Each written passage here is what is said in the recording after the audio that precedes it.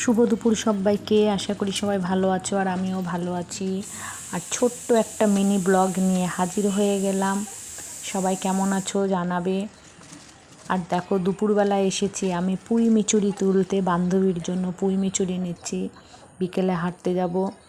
তো সবাই তো চেনো আমার বান্ধবীকে, পুতুল, তো পুতুলের জন্যই নিতে এসেছি। ও ভীষণ পছন্দ করে।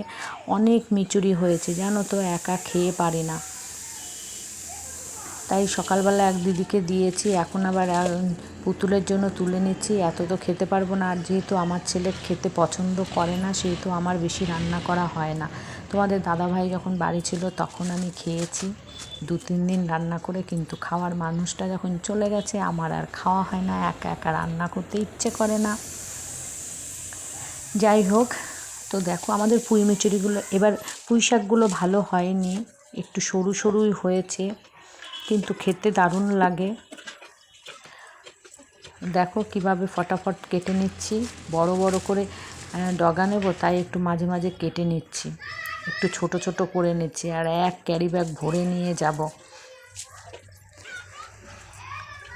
ভীষণ রোদ্দুর লাগছে আজকে, প্রচণ্ড রোদ্দুরের তাপ। দেখো আমার কাটা হয়ে গেছে।